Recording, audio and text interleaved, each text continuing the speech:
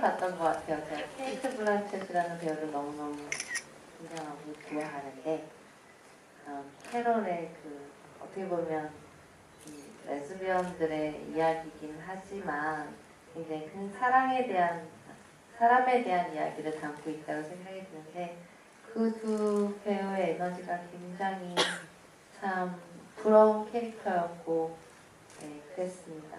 가장 최근에 가서 기억에 남아요. 네. 굉장히 잘 어울리실 것 같아요. 감사합니다. 이현욱 배우님은? 저는 어원더라고요. 음악 네, 레드릭 겔슨이라는 그 칸에서 나무주연 맡으신 분이 있어요. 이분도 닮으셨는 것 같아요. 제가 나이 들면 그렇게 되나요? 북유럽 미남처럼 생긴 네, 슬픈 북유럽 미남. 네. 제가 옛날에 머리 염색 달게 했을 때 저희는 세르게이였어요. 어떤 분이 제가 눈 색깔이 좀 갈색이어가지고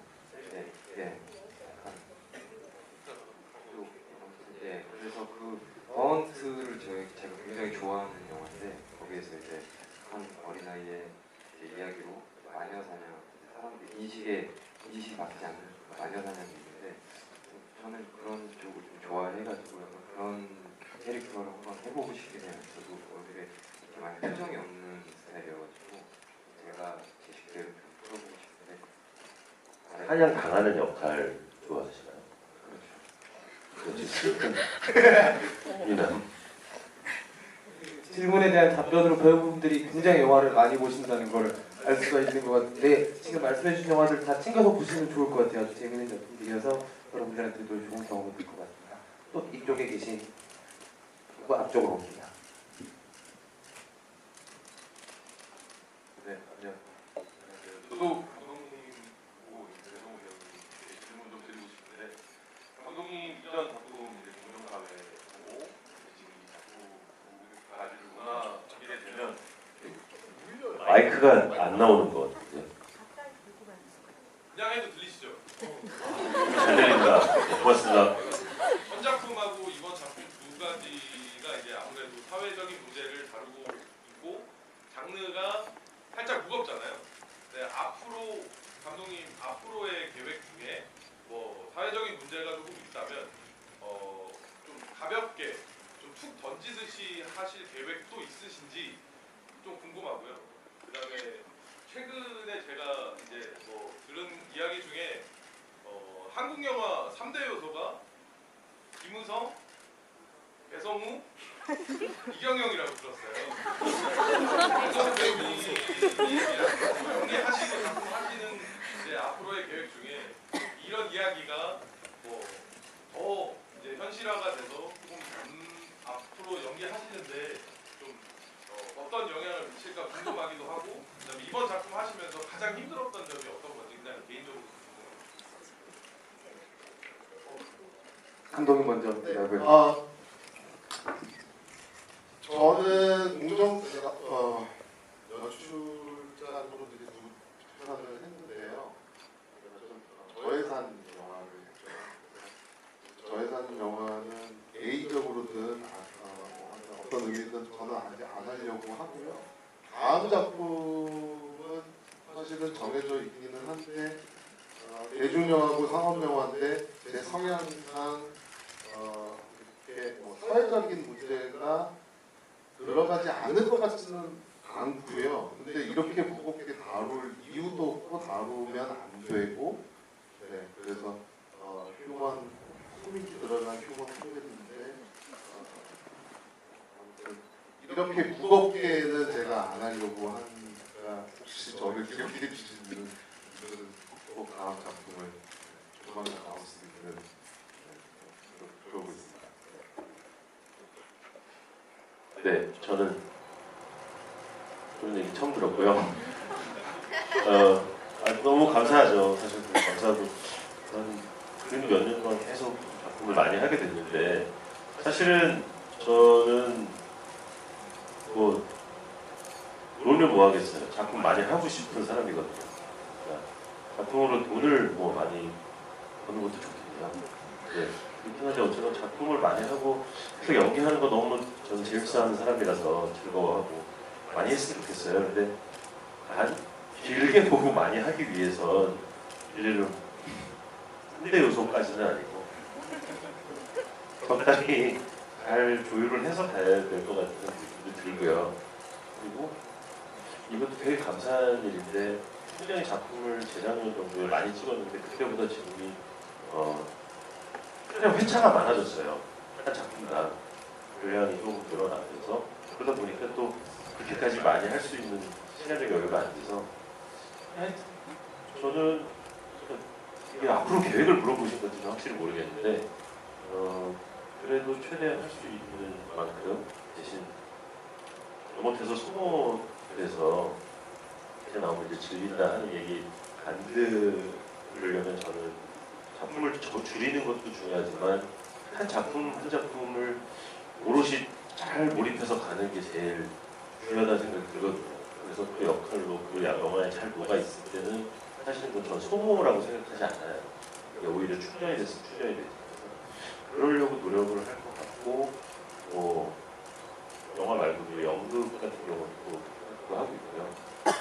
연극 많이 했던 작업이긴 한데 왔다 갔다 하고 싶은 그런 계획이 있습니다. 이게 질문 다 하나요? 힘들었던 촬영 그죠. 촬영하면서 들었던 건요. 첫날 가서 찍었는데 갑자기 옷 벗으라 그래가지고 내가 그 벗은 게 있는데 처음 촬영이었거든요. 아실지 모르겠는데 실내에 난방이 안 된 실내는 사실 밖에보다 더 춥잖아요. 해도 안 들고 아무 더러운데 옷 벗으라 그래가지고 되게 추웠던 기억이 있고요. 그래도 가까이서 박효지 씨가 만져주고 그나마 좀 괜찮았던 기억이 있네요. 그리고 뭐 하여튼 그리고 그게 가장 기억이 많이 나요. 제가 잠시 마이크에서 짧게 에피소드 하나 드릴게요. 사실은 시나리오상에 이제 박효신 씨가 카메라 들고 방 가가지고 이제 상호 시도해주는 씬 있잖아요. 그게 이제 사실은 그 씬은 밤 넘어서부터 시도해주는 씬까지 박효신 씨가 직접 촬영한 씬이고요. 왜냐하면 직접 촬영할 수밖에 없는 게 우리가 마이크 붐, 이 그림자, 우리 스태프들 이게 따라갈 수가 없어서 본인이 직접 들고 가서 연습해가지고 거기서 놓고 시도하고 그런 씬이었어요. 근데 그 씬이 원래 시나리오 상에는 상호가 이분은 정상인이잖아요. 그러니까 연쇄살인마고. 근데 이제 장애인 척하는 그 상황이잖아요. 그 상황이. 시나리오 상에는 시도를 할 때, 그러니까 제가 상호고 앞에 효주 씨가 시도를 할 때 이 상호가 이 해리 기자의 이렇게 가슴을 이렇게 약간 염탐하는 것들이 좀 있었어요. 그러니까 지금 얘기해도 좀 생각이 나는 건데, 근데 이제 그것까지 잘은 캐치를 못 하셨을 텐데, 근데 사실 뭐 그거를 위주로 영화를 찍을 수는 없으니까, 근데 자연스럽게 그렇게 그냥 처리가 됐는데, 시나리오상에는 아무튼 이분이 좀 이렇게 약간 여자가 그리웠던 그런 약간의 장면들이 좀 있었죠. 왜냐면 15년 동안 여자를 한 번도 못 보고 있다가 여자를 이제 발견을 하셨던 거니까 강호 씨가. 네, 대범을 이렇게 드렸던 질문은 이현옥 배우님과 박효지 배우님과 같이 드릴 때 어떤 장면 가장 힘드셨는지 다 힘드셨을 것 같아요, 근데. 그러니까 방금 말씀하신 그런 촬영 방법들이 굉장히 이제 연기만 다 집중해서 찍으면 좋은데 의외로 또 카메라를 들고 찍을 경우에는 여기 위치 아까 말했던 데 놓아야 되고 이렇게다가 여기 해야지 우리가 잡히고 막 이런 것도 생각을 하면서 또 찍어야 됐던 씬들도 있어서 조금은 평상시에 했던 촬영 방법하고는 좀 다른 환경이었어요. 그래서 그게 좀 골치도 아픈 것도 있었고 어렵기도 했고 하지만 또 그게 매력이 있어서 작업을 했었던 것 같고요. 방금 전에 얘기했던 씬 생각나는데 잠깐 딴 얘기가 좀 선배님이 그때 이렇게 영상을 계속 하면서 제 기억에 이렇게 큰 하면서 향도 되게 잘 맡았던 기억이. 무슨 뭐 정말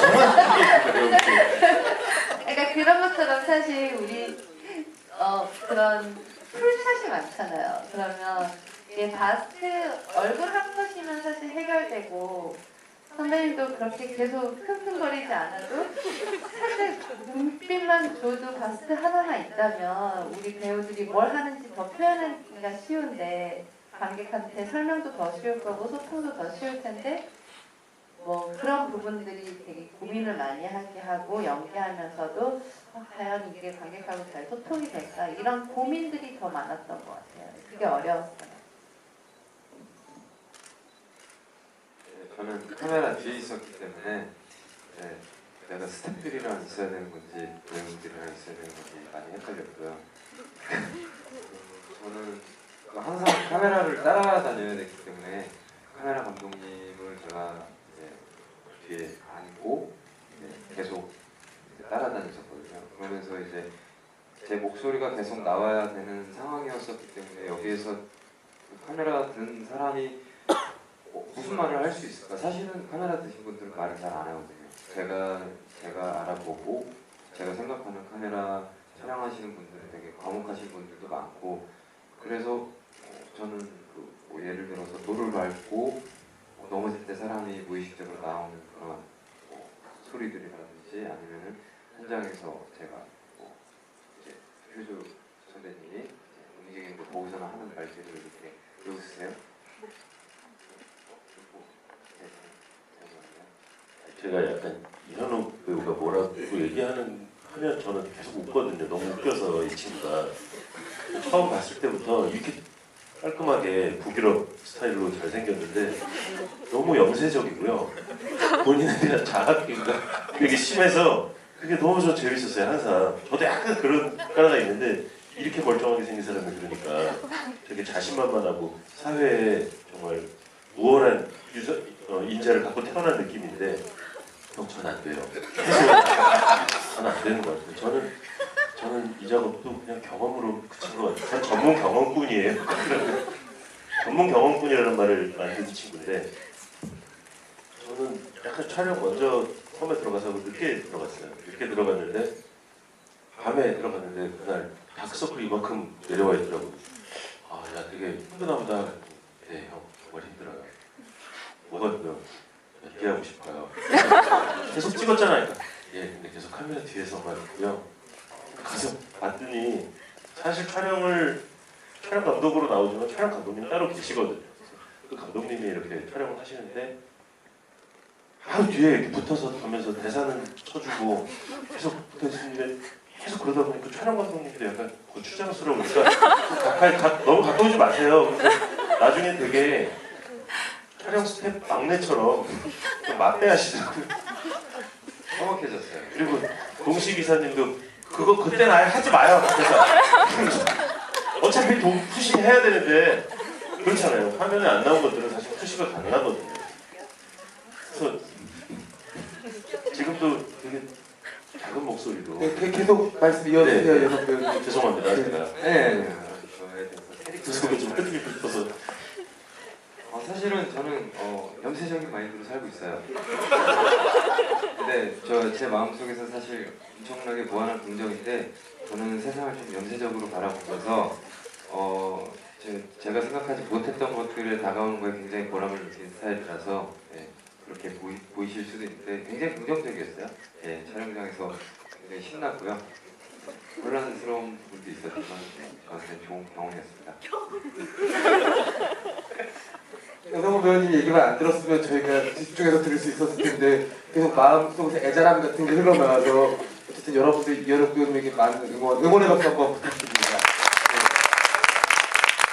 사실은 배우분들이 얘기해 주셨지만 굉장히 어려운 연기라고 생각해요. 감독님이 던지는 형식적인 주문이 어떻게 보면은 인터뷰 촬영 같은 거 보면은 인터뷰어가 있고 인터뷰가 있고 그걸 찍는 촬영 감독이 있고 이렇게 세 개의 프레임이 중첩되는 구조인데 사실은 합을 일직선상에서 맞출 수가 없거든요. 그래서 세 분 다 너무 고생하셨을 것 같고 특히 연옥 배우님은 그 열정과 그것도 죽여야 되는 마음까지 저 첫 장면 저희가 스크린에서 얼굴을 봤던 첫 장면이 구토하는 장면이었던 게 심상치 않은 등장이었구나라는 생각이 들어서 더 마음으로나마 위로를 보내드리고 싶습니다. 앞쪽에 손 들어주셨던 관객